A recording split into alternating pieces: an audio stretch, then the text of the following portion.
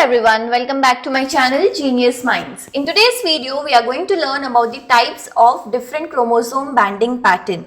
Before that, if you want to know about what is chromosome banding and the principal reaction involved in it, I would like to request you to kindly go to the video listed as chromosome banding part 1.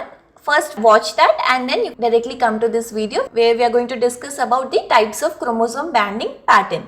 So let's start the video. We are going to learn about the different types. So as we have discussed about the principal reaction involved in it, so directly we will move on to the first type of banding. So here we are discussing about the Giemsa banding. So the stain what we are using for this process is the Giemsa. So now the first banding is known as G banding. As I have told you, G stands for Giemsa stain. Now as we know that we are going to take up the metaphase chromosome. Why we are taking it, that we have discussed in our previous video. Now first what we are doing, we are taking the metaphase chromosome and then we are treating it. Before adding the Giemsa stain, we have to pre-treat it. So for the treatment, we are going to add a proteolytic enzyme. Here mostly trypsin is added so that there is a digestion of the histones protein, whatever they are present in the chromosome. Now once the proteolytic treatment is given, then the chromosome they are stained with the Giemsa stain. Now, when we are analyzing them under the microscope, so what type of result you can expect? So, you can see the positive G band as well as you can also see the negative G band. So, as I have told you, the heterochromatin and euchromatin terms, we are going to make use of them. So, the darkly stained band means the heterochromatin region, which is the highly condensed part of your chromosomes, are known as positive G band because the dye is taken up by the highly condensed region, which is heterochromatin region. And hydrophobic, since it is hydrophobic in nature, why? Because due to the presence of this sulfur bond and as well as this thiazine eosin precipitate, this is the principle behind this, we have already discussed it. So whatever there is a complex being formed between thiazine and eosin, that precipitate is mostly accumulated or taken up by the highly condensed region, that is heterochromatin region. So what are the region? The region which are AT rich region, the region which are rich in adenine and thymine. They are heterochromatin in this case and they take up this stain very easily and they show dark in color. Next is the negative G band. Now the negative G band here in this case, they will show the light stain over here. It is opposite of it. So the region is euchromatin, less stain, less hydrophobic, and what base pairs are present over there? Guanine and cytosine. Guanine and cytosine. You must know the principal reaction what is taking place, the reaction between the anionic and cationic part what we have discussed in our previous video. So this is about the G banding, Giemsa banding. The next banding which is there is known as R banding. R banding is reverse banding. Why it is known as reverse banding? Because there also you can going to see the appearance of dark and light band, but it is just the reverse of G banding. That's why the name is R banding, nothing much.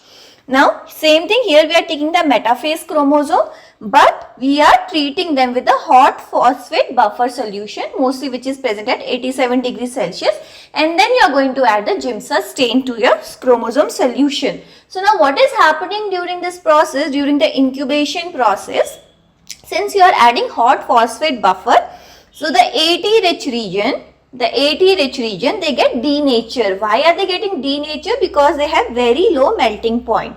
So since they are losing up the bond over there, so they are losing up the connectivity between them. And the GC rich region are intact because their melting point is greater than the AT point, melting point. That's the reason. So now here if you will see, the AT rich will stain light and GC will stain dark, just the reverse of G banding. You must know the reason behind this, why it is happening.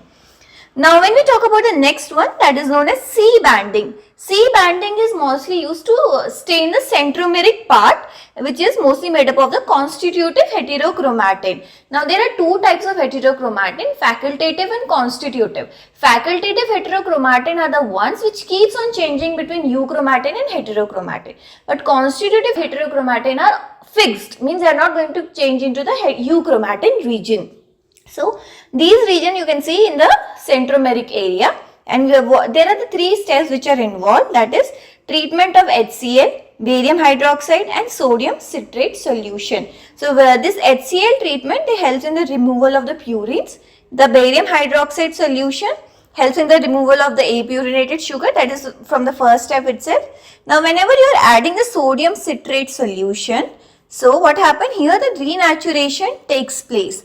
Now why we are so much interested in the renaturation? Because in the centromeric region, which is highly condensed region, it contains repetitive site.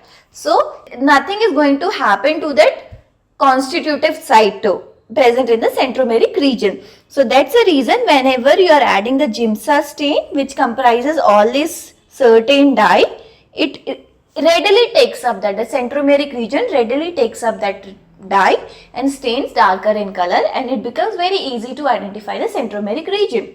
Whereas suppose if this is the centromeric region, the black color one, whereas the P arm and the Q arm, the remaining ones, whenever you are treating them with a different solution, which is HCl, barium hydroxide or sodium citrate, all of them are going to denature themselves, but this centromeric region will remain intact because it is having highly repetitive sequence over there.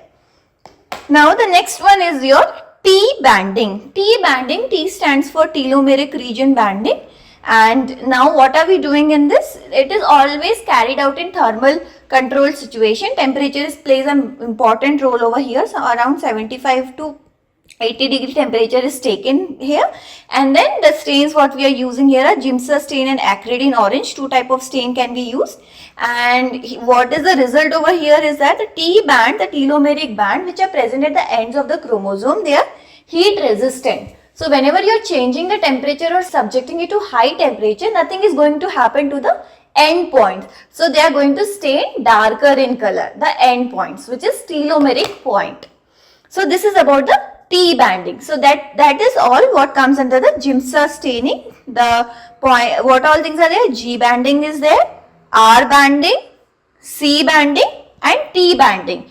Other than Giemsa stain, we use another stain which is mostly used, which is known as quinacrine mustard. Quinacrine mustard, and that's why the banding is known as Q banding. It uses the help of the fluorescence microscope. So the principle what is involved over here is that it is this dye, quinacrine mustard, is an alkylating agent. So whenever you are adding this dye to your chromosome solution and subjecting that solution under UV light, so it fluoresces, it emits the light. So you can see the appearance of the bright and the dull bands. So now what region appear bright and dull? We are going to see. So the AT rich region, they appear darker in color or bright in color, whereas the GC rich region, they appear light or dull in color. Now why these AT regions are dark or bright in color? Because they comprise this heterochromatin region, that is highly condensed region.